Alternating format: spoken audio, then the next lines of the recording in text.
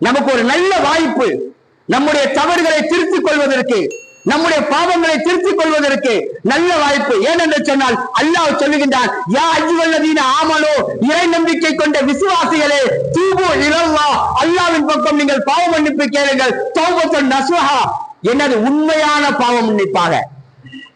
எப்படிங்க? உண்மையான பாவ மன்னிப்பாக. அல்லாஹ் சொல்ற பாருங்க குர்ஆன்ல வசனம், தூபு இலல்லாஹ், அல்லாஹ்வின் பக்கம் பாவ மன்னிப்பு தேடுங்கள். முடிஞ்சு போச்சு.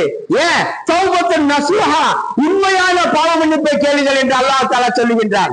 அப்ப நம்ம கேட்கறதா என்னங்க? பாவ மன்னிப்பு என்ற பெயரில் ஒரு நாடகம். சும்மா யாரோ ஒருத்தர் நோன்பு திறக்குகின்ற போது நம்ம என்ன செய்யறோம்? துஆ செய்றாங்க, நம்ம உட்கார்ந்துகிட்டு ஆமீன் ஆமீன் ஆமீன் அப்படிதான் செய்யறோம். நம்முடைய உள்ளத்துல இருந்து நம்முடைய தவறுகளை நாம் முன்னோக்கி வைப்பது கிடையாது. நமக்கு முன்னாடி உட்கார்ந்து இருப்போம், கஞ்சி கீழே நம்ம கொடை வரமாறாரு, ஆமீன் அது வர நமக்கு எங்க கொடை வர்ற அப்படி என்று கேட்பது. அப்ப நமக்கு இல்லாத ஒன்று சொல்லி கேட்பது. எந்த நேரத்தில்?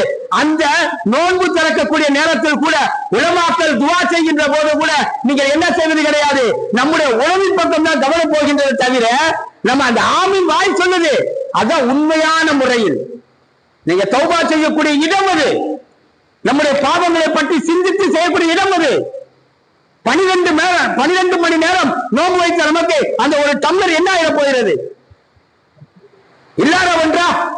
அப்ப அந்த நேரத்தை தவற விட்டால் அடுத்த நாள் உயிரோடு இருப்போமா இல்லையா என்று தெரியாது, அடுத்த நொடி நம்ம உயிரோடு இருப்போமா இல்லையா என்று தெரியாது. நாம் என்ன செய்ய வேண்டும்? அந்த நேரத்தை சரியான முறையில் நாம் பயன்படுத்தி அல்லாஹ்விடத்தில் நாம தனியாக அமர்ந்து, யா யா யா அல்லாஹ், உனக்கு நான் என்னுடைய வாழ்நாளில் பெரும் பகுதியை மாறு செய்வதை கழித்து விட்டேன். மீதம் இருக்கக்கூடிய அந்த சொற்பமான அந்த அற்பமான பகுதியில் உனக்கு பிடித்த மாதிரி, உன்னுடைய ஹபீபுக்கு பிடித்த மாதிரி என்னை வாழக்கூடிய தௌஃபீக்கை தருவாயாக. அல்லாஹ் நம்முடைய பாவத்தை மன்னிக்க வேண்டும். ஏனென்று சொன்னால் அந்த வாய்ப்புகளை அல்லாஹ் ஏற்படுத்தி தருகின்றான். ஆனா நம்ம என்ன செய்ய மாட்டோம்? அதை தக்க வைத்துக்க மாட்டோம். நமக்கு 100 வருஷம் உயிரோடு இருப்போம் என்று எண்ணிக்கொண்டிருக்கின்றோம். அல்ஹம்துலில்லாஹ், உங்கள் எண்ணம் போல உங்கள் வாழ்க்கை இருக்கட்டும். ஆனால் இருந்தாலும் அந்த வாய்ப்பை நாம் தவறவிடக் கூடாது. அந்த வாய்ப்பை நாம் தவற விட்டு விடக்கூடாது. ஏனென்று சொன்னால் இன்னைக்கு இந்த தௌபா என்றால், இந்த உண்மையான தௌபா என்றால் என்ன என்பதை ரசூலே கரீம் ஸல்லல்லாஹு அலைஹி வஸல்லம் அவர்களிடத்தில் முஆத் இப்னு ஜபல் ரலியல்லாஹு தஆலா கேட்கிறார்கள், யா ரசூலுல்லாஹ், அல்லாஹ்வின் தூதுவரே, வமா தௌபத்துன் நஸூஹா, உண்மையான தௌபா அல்லாஹ் சொல்றானே, அப்படி என்றால் என்ன? குர்ஆன்ல அல்லாஹ் உண்மையான தௌபா என்று சொல்லுகிறானே, அப்படி என்றால் என்ன? கால அயதூபு சும்ம லா யஊது, அவர் தௌபா செய்வார், அந்த பாவத்தை திரும்பி அவர் செய்யவே மாட்டார். அதுதான் உண்மையான தௌபா. தௌபாவுடைய நிபந்தனை எத்தனைங்க? தௌபாவுக்கு 3 நிபந்தனை. இந்த 3 நிபந்தனை ஒன்று சேராத வரை நீங்கள் செய்தது தௌபாவாக ஆகவே ஆகாது. அஸ்தக்ஃபிருல்லாஹ் என்ற இது அல்லாஹ்வுடைய பாவத்தை மன்னிப்பாயாக, இதை நம்ம சரியான முறையில் உச்சரிக்க வேண்டும். அதே ஒரு தௌபாவாயிடும். இன்னைக்கு நம்ம இஷ்டத்துக்கு நம்ம சொல்றோம் அஸ்தக்ஃபிருல்லாஹ் அப்படி என்று சொல்லுகின்ற போது என்ன ஆயிருங்க? அந்த வார்த்தையை சரியான முறையிலே, ஐன் எங்க இருக்கு, ரைன் எங்க இருக்கு, சே எங்க இருக்கு, அலிஃப் எங்க இருக்கு, இதை சரியாக உச்சரிக்க தெரியணும். அல்லது இந்த தௌபா சொன்ன பார்த்தீங்கன்னா அஸ்தக்ஃபிருல்லாஹ் சொன்ன போது இதுக்கே நம்ம பக்கத்துல உட்கார்ந்து தௌபா செய்யணும். நியாமத் அப்படி என்று சொன்னால் அல்லாஹ் அவருடைய அருட்கொடை. நிக்மத், இன்னைக்கு மக்கள் பேசுறாங்க, அல்லாஹ்வுடைய அதாபு. இது ரெண்டுக்கும் வித்தியாசத்தை ஃபர்ஸ்ட் தெரிஞ்சுக்கங்க. நிறைய பேர் தெரிய மாட்டேங்குது. அல்லாஹ் நிக்மத் நிறைய கொடுத்திருக்காங்க, அது அதாபு. நியாமத் என்பதால் அருட்கொடை.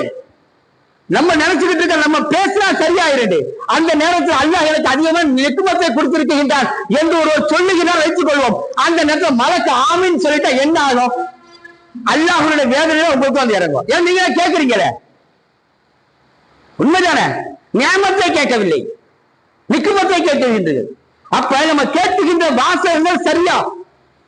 அப்ப நம்ம அது ஆலிம்கிட்ட ஓதி காட்டணும். இப்ப நான் ஓத சரியா பாருங்க சார், அல்ஹம்துலில்லாஹ் கரெக்டா இருக்கா பாருங்களேன், என்னை திருத்தி கொடுங்களேன் அப்படின்னு நம்ம கேட்கிறோம்.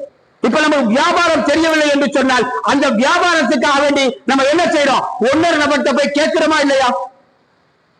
வீடு கட்ட போறோம், பிளான் போட்டிருக்கோம், பிளான் போட்ட உடனே நம்ம என்ன செய்யறோம்? ஒரு 4 பேர்த்த யோசனை கேட்கிறோமா இல்லையா? கேட்கிறோம். உண்மையாக உலக விடயங்களுக்காக வேண்டி ஒரு 50 வருடம் அல்லது ஒரு 60 வருடம் வாழக்கூடிய அந்த மனிதன் இருக்கக்கூடிய அந்த வீட்டுக்கு ஒரு 10 பேர்த்த விசாரிச்சு எந்த கம்பி போட்டு கட்டலாம், எந்த சிமெண்ட் போட்டு கட்டலாம், எந்த செங்கலை வைக்கலாம், அப்படியெல்லாம் திட்டம் தீட்டி கட்டுகின்றான். ஒரு 60 வருடம் அதற்கு வாழ்வதற்காக வேண்டி, நிரந்தரமாக இருக்கக்கூடிய சொர்க்கத்திற்காக வேண்டி நாம் என்ன செய்திருக்கின்றோம்? அந்த நிரந்தரத்திற்கு நாம் தகுதியாக ஆக்கிக் கொள்வதற்கு அல்லாஹ் இந்த ரமலானை நமக்கு வைத்திருக்கின்றான். இந்த ரமலானுடைய காலகட்டங்களிலே நாம் எப்படிப்பட்ட அமல்களை செய்ய வேண்டும்? இந்த ரமலானில் குறிப்பாக நம்முடைய தௌபா, நம்முடைய பாவ மன்னிப்பை அல்லாஹ்விடத்திலே நாம் கேட்க வேண்டும். நாம் ஒவ்வொருவரும் அல்லாஹ்விடத்திலே பாவ மன்னிப்பு பெற்றுள்ள அல்லாஹ் நம் அனைவரும் ஆக்கி வைப்பாராக. ஏனென்று சொன்னால் தௌபாவுக்கு நிபந்தனை 3. அதுல முதலாவது இக்வாவு அனில் மாசியத்தி, பாவத்தை விட்டு நீங்குவது. அந்த பாவம் செய்யறீங்களா, யா அல்லாஹ் நான் இதுவரைக்கும் உனக்கான தொழுகல. உதாரணமாக பாவம் 2 வகைப்படுங்க. பாவம் எத்தனை வகைப்படும்? 2 வகை. ஒன்று, அல்லாஹ்வுக்கு செய்ய வேண்டிய கடமையில் ஏதேனும் தவறுகள் கொடுப்பது. இரண்டாவது, மனிதர்கள் செய்ய வேண்டிய கடமையில் தவறுகள்.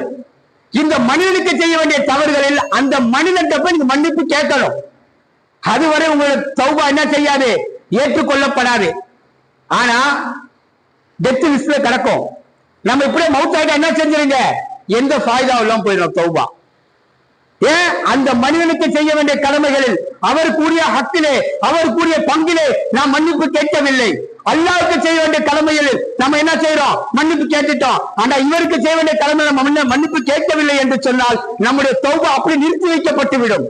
அப்ப நம்ம அந்த பாவத்தை செய்கின்ற போது அந்த பாவத்தை விட்டு விடுவதாக எண்ண வேண்டும். இரண்டாவதாக அந்நதுமு அலா ஃபிஅலிஹா, அந்த பாவத்தை செஞ்ச, யா அல்லாஹ் நான் என் வாழ்க்கையில எத்தனையோ வருடங்களாக தொழுகாம இருந்துட்டேன், இல்ல விட்டு விட்டு சொல்லக்கூடிய நபராக இருந்துட்டேன். இனி இன்ஷா அல்லாஹ் இந்த நேரத்தில் இருந்து நான் தொழுகையை சரியாக கடைபிடிக்கக்கூடியவனாக ஆகிவிடுகின்றேன். இந்த செயல் நினைச்சு வருத்தப்படணும். எவ்வளவு காலம் விட்டுட்டேன் தொழுகைய. ஒன்று, அந்த பாவத்தை செய்ய மாட்டேன், இனி தொழுகை விட மாட்டேன், நான் தொழுகை 5 நாள் தொழுகை பேணி தொழுகுவேன். எனக்கு இது எதையெல்லாம் கடமையாக்கி இருக்கின்றாயோ, என்னால் எதையெல்லாம் பாவம் என்று சொல்லியிருக்கின்றாயோ, இந்த உலகத்தில் எதையெல்லாம் செய்யக்கூடாது என்று சொல்லியிருக்கின்றாயோ, ஹராம் என்று சொல்லியிருக்கின்றாயோ, அதை விட்டு நான் தவிர்த்து நடப்பேன். நான் இதுவரை அதை சரியாக பேணி பாதுகாத்து நடக்கவில்லை, இனிமேல் நடப்பேன் யா அல்லாஹ் என்று அந்த செயலின் மீது அவன் என்ன செய்யணும், வருத்தப்படணும். மூன்றாவதாக அல் அஸ்ம், உறுதி கொள்ள வேண்டும், அந்த செயலை நான் திரும்பி செய்யவே மாட்டேன், வட்டி வாங்கவே மாட்டேன், வட்டி கொடுக்கவே மாட்டேன் என்று வெளியே வர வேண்டும். இது என் வாழ்நாளில் என் உடலில் ரூஹ் இருக்கவரை தொழுகையை விடவே மாட்டேன், இதுவரை விட்டுவிட்டேன், இனி விட மாட்டேன் என்று உறுதி எடுக்க வேண்டும். இந்த 3 விடயங்கள் இருந்தால்தான் அந்த தௌபா ஏற்றுக்கொள்ளப்படும். அந்த தௌபா என்னங்க செய்யும், ஏற்றுக்கொள்ளப்படும். இந்த 3 விடயங்கள், இந்த 3 விடயம் இல்லாத தௌபா யாருடைய தௌபாவாக இருந்தாலும் ஏற்றுக்கொள்ளப்பட மாட்டாது.